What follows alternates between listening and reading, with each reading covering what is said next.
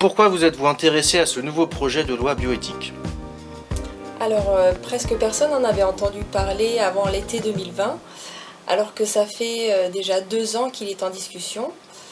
C'est un projet de loi qui introduit des modifications majeures dans la législation et certaines peuvent avoir des conséquences très dangereuses. Nous sommes des professionnels de santé travaillant dans le médical et le paramédical et nous avons choisi de réfléchir ensemble sur des questions éthiques dans le domaine de la santé. Et nous nous sommes penchés sur ce projet de loi qui nous paraît particulièrement important à faire connaître au grand public, car il devrait être adopté en février 2021. Alors oui, je vais d'abord rappeler les définitions de l'éthique, puis de la bioéthique. Donc l'éthique est une réflexion sur la manière de déterminer sa propre conduite. C'est une recherche permanente du sens de nos actions ou de nos décisions. L'éthique, c'est la morale qui est mise en situation. La notion de bioéthique, en revanche, est beaucoup plus récente, puisqu'elle n'apparaît que dans les années 70. Donc je vous cite la définition. La bioéthique concerne toutes les questions posées par les innovations médicales impliquant une manipulation du vivant. Donc, par exemple, les expérimentations sur l'homme, les greffes d'organes, l'utilisation des parties du corps humain, la procréation médicalement assistée, ou encore les interventions sur le génome, etc.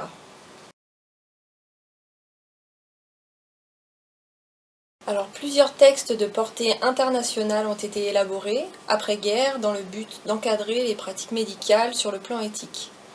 Par ordre chronologique, on retrouve en 1947 le Code de Nuremberg, composé d'une liste de 10 critères utilisés par le tribunal militaire américain dans le procès des médecins pour apprécier le caractère licite ou illicite des expérimentations humaines reprochées aux accusés. Ensuite, en 1948, il y a la Déclaration universelle des droits de l'homme. C'est une déclaration contenant 30 articles, proclamée et adoptée par l'Assemblée générale des Nations unies en 1948, dans lequel on retrouve les articles suivants.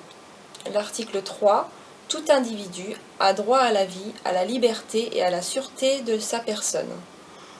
Ou encore l'article 21, la volonté du peuple est le fondement de l'autorité des pouvoirs publics.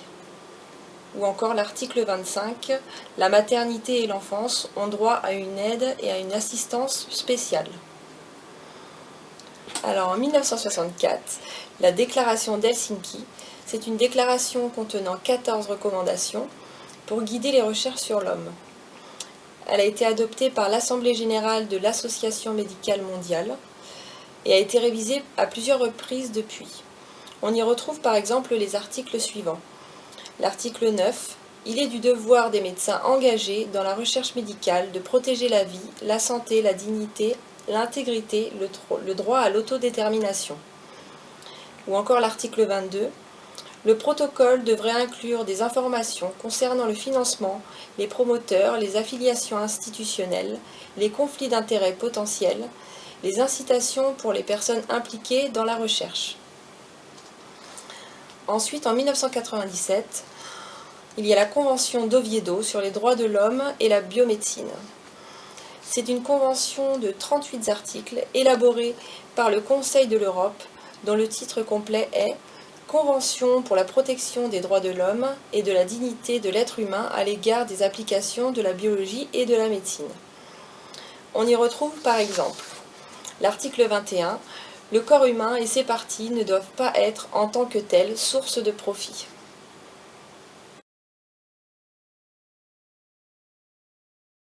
Alors on peut constater une évolution globale vers la manipulation du vivant et la remise en question progressive des différents principes éthiques, pourtant essentiels. C'est ce que nous allons voir avec ce nouveau projet de loi. Pour vous donner un seul exemple, la recherche sur l'embryon, qui était interdite sauf exception en 1994, devient interdite mais avec dérogation possible par l'Agence de biomédecine en 2004, puis devient légale sous un régime d'autorisation encadré par l'Agence de biomédecine en 2011. Et Elle deviendra légale et autorisée sur simple déclaration à l'Agence de biomédecine en 2021. Je vais vous donner deux autres exemples d'articles que l'on retrouve dans la première loi de bioéthique en 1994 et qui est aujourd'hui clairement remis en question.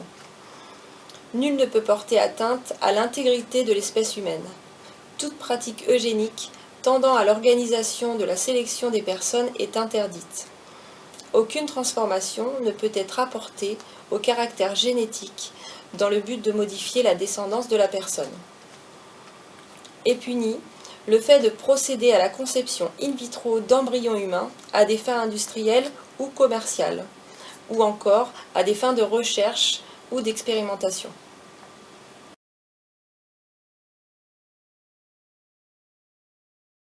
Alors oui, il est fait de 34 articles répartis en 7 chapitres. Il a été élaboré en 2019, adopté en première lecture par le Parlement le 15 octobre 2019, puis en première lecture adopté par le Sénat le 4 février 2020.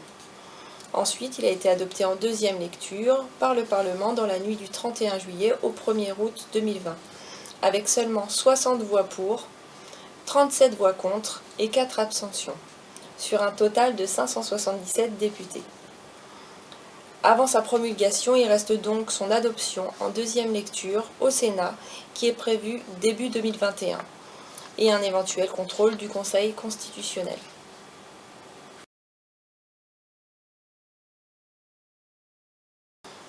Alors, parmi les nombreuses modifications portées par ce nouveau projet de loi, beaucoup nous ont interpellés. Nous en avons sélectionné 6 qui nous paraissent particulièrement problématiques. Donc la première, c'est l'autorisation de créer des embryons chimériques. Donc, je vais citer cet extrait de l'article 15 qui autorise l'insertion de cellules souches pluripotentes induites humaines dans un embryon animal dans le but de son transfert chez la femelle. Ce qui veut dire que l'article 15 autorise pour la première fois la création d'êtres chimères mi-hommes mi-animaux. Cette mesure avait pourtant été supprimée par le Sénat en première lecture, mais elle a quand même été réintroduite par l'Assemblée nationale en deuxième lecture. De même, le Sénat avait en même temps introduit l'interdiction de créer des embryons chimériques dans l'article 17, mais cette interdiction a été supprimée par l'Assemblée nationale en deuxième lecture pour être transformée en une autorisation d'insertion de cellules souches pluripotentes humaines dans un embryon animal. Donc avec cette possibilité inédite d'intégrer des cellules souches dans des embryons animaux, avec autorisation de transfert chez la femelle pour gestation, c'est donc la frontière homme-animal qui se retrouve littéralement brisée. Est-il alors normal qu'aucun débat de société n'ait eu lieu au préalable à toute modification de loi sur un sujet aussi sensible? Deuxièmement, l'autorisation de l'IMG, donc interruption médicale de grossesse, pour détresse psychosociale. Donc je cite un extrait de l'article 20 qui parle des conditions pour autoriser une interruption médicale de grossesse.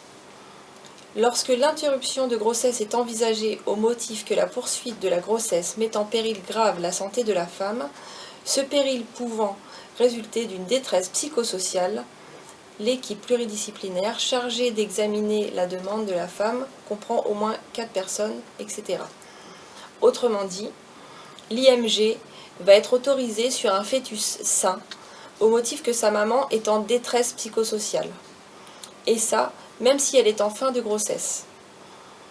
Puisqu'il faut savoir que l'IMG était déjà possible à n'importe quel terme de la grossesse. Donc pour nous, il y a plusieurs choses qui sont choquantes. D'abord, le texte n'apporte aucune précision pour définir ce qu'on entend par détresse psychosociale. Ensuite, rien dans le texte ne précise comment cette détresse psychosociale doit être évaluée. Et surtout, comment se fait-il qu'un tel item ait été intégré en deuxième lecture, alors même qu'il n'avait jamais figuré dans le texte d'origine, ni dans les textes adoptés en première lecture au Parlement et au Sénat? Il faut en plus préciser que le délai de réflexion d'1 semaine, qui était obligatoire avant une IMG, a été purement et simplement supprimé du projet de loi. Ce qui est quand même particulièrement choquant pour des femmes qui sont justement en détresse. Une autre remarque sur cet article 20, c'est qu'il soulève aussi la question de savoir quand commence la vie. Parce qu'avec toutes les données scientifiques que nous avons maintenant sur les interactions du fœtus avec son environnement, est-ce qu'il est encore raisonnable de considérer que la vie ne commence qu'à la naissance ?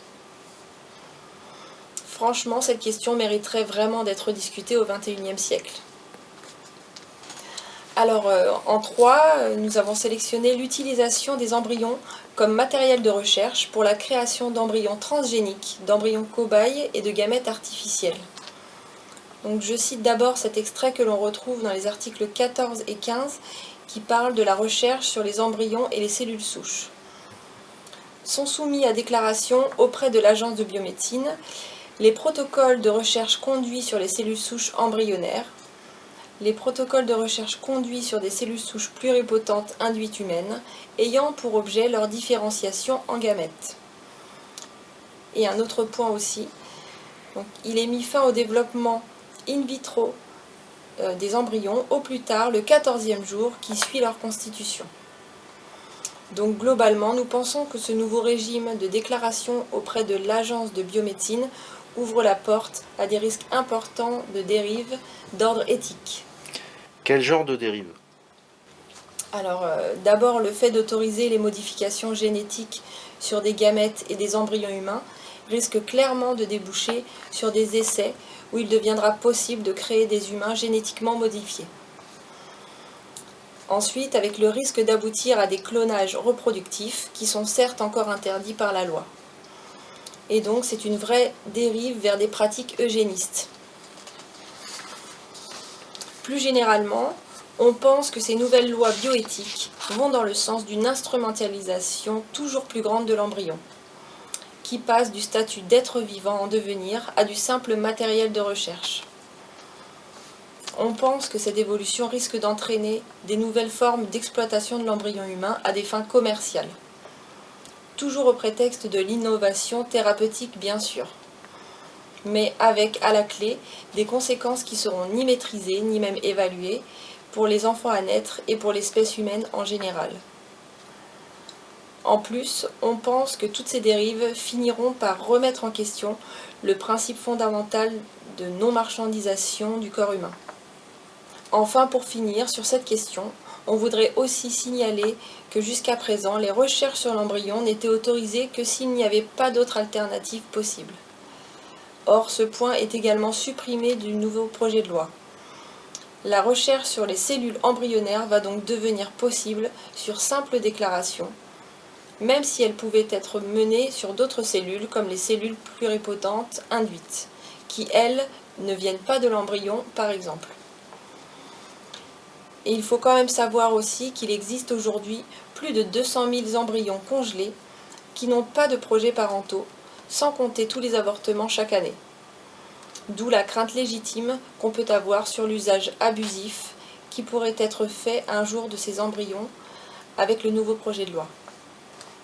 Quatrièmement, nous avons sélectionné l'abandon du critère d'infertilité pour justifier la PMA, qui n'est plus exclusivement à visée thérapeutique.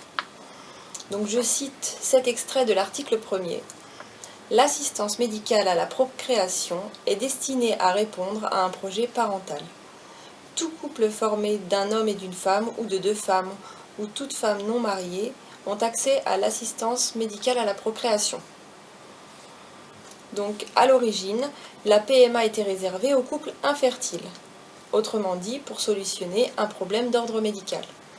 Or, dans ce nouveau projet de loi, la PMA est élargie à des couples et des femmes seules qui ne présentent pas vraiment de problème de fertilité. Ce qui veut dire aussi qu'avec ce projet de loi, la volonté d'une mère seule ou de deux femmes non stériles se transforme en droit. Une sorte de droit à l'enfant, là où il n'existait dans la loi que des droits de l'enfant. Nous sommes particulièrement surpris qu'une telle question n'ait pas été d'abord débattue en société avant de chercher à modifier la législation sur ce sujet. Ce d'autant que le projet de loi prévoit aussi que toute procédure de PMA sera prise en charge par la sécurité sociale, donc y compris les PMA sans motif thérapeutique. ce qui est pour le moins discutable et qui aurait mérité d'être débattu en société avant toute décision législative. Cinquièmement, donc, il y a l'autorisation accordée au privé pour la préservation des gamètes humaines.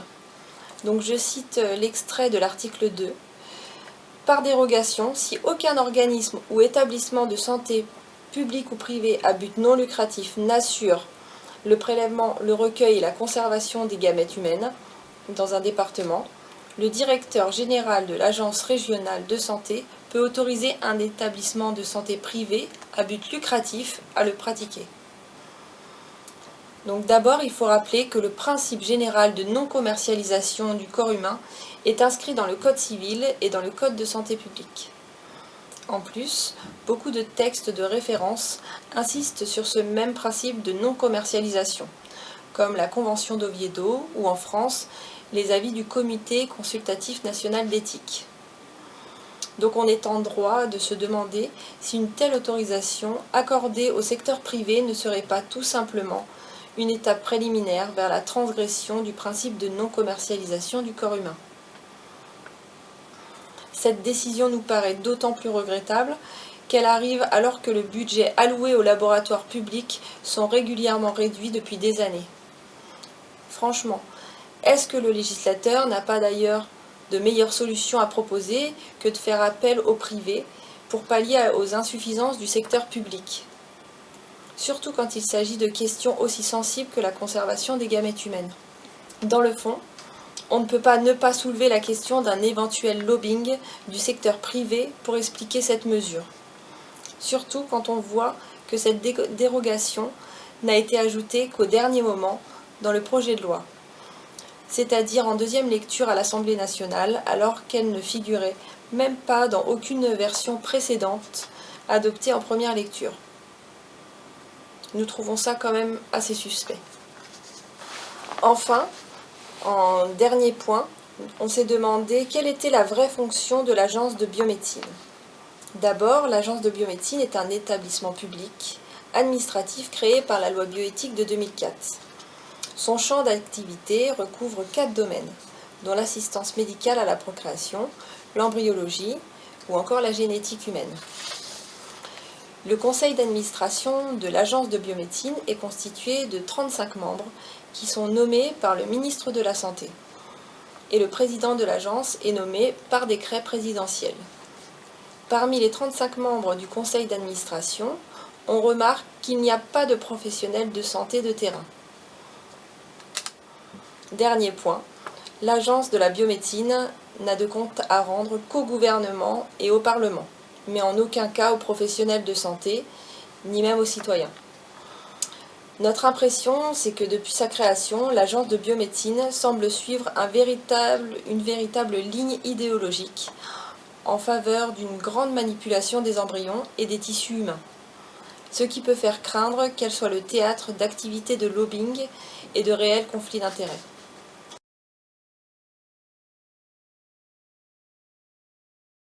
Alors, nous faisons 3 propositions. Première proposition, ne plus autoriser l'adoption de projets de loi traitant de sujets de société sans qu'au moins 2/3 des députés siègent physiquement pendant les débats et le jour du vote. En deuxième proposition, interdire l'accès au vote pour tout député ou sénateur ayant eu au cours de sa carrière un conflit d'intérêts avec une entreprise privée pouvant tirer profit du projet de loi.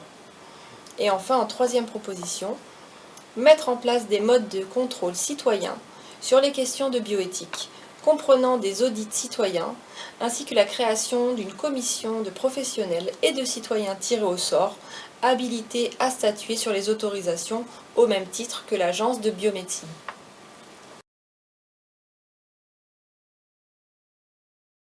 Alors, sur la question des embryons chimériques, nous pensons que toute forme de création d'embryons transgéniques ou chimériques doit rester interdite et que ce genre d'interdit devrait être inscrit dans le marbre. Comme d'ailleurs certains principes que l'on retrouve dans les grands textes d'après-guerre, comme la non-commercialisation du corps humain et l'interdiction du clonage reproductif par exemple. Deuxièmement, sur la question de la détresse psychosociale pouvant justifier d'une IMG, interruption médicale de grossesse. Donc nous pensons que ce motif devrait être supprimé du projet de loi et qu'il devrait être remplacé par l'attribution d'une aide spécifique pour la femme enceinte en détresse psychosociale.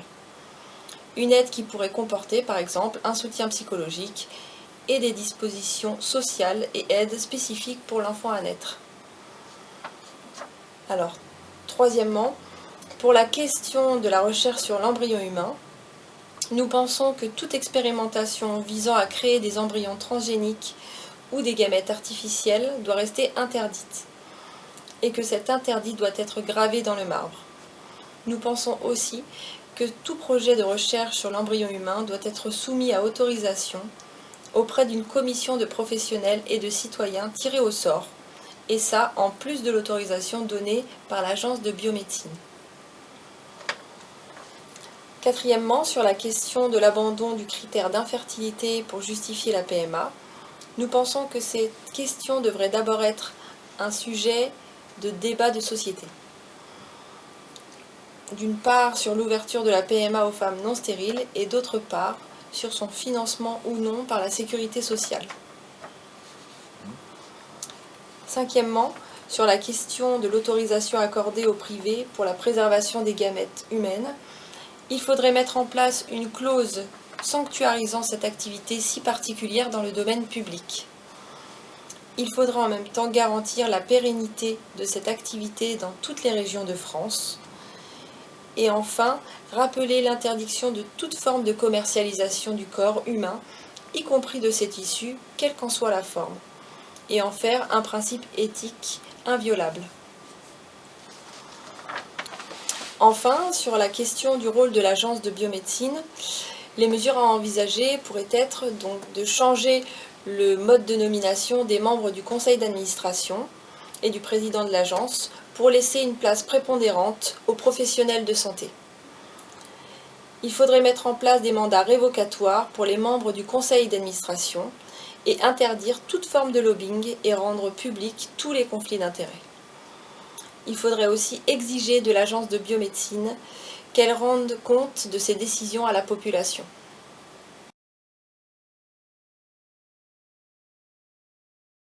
Nous allons essayer de diffuser ce travail de sensibilisation sur le nouveau projet de loi de bioéthique auprès de nos collègues et des professionnels de santé.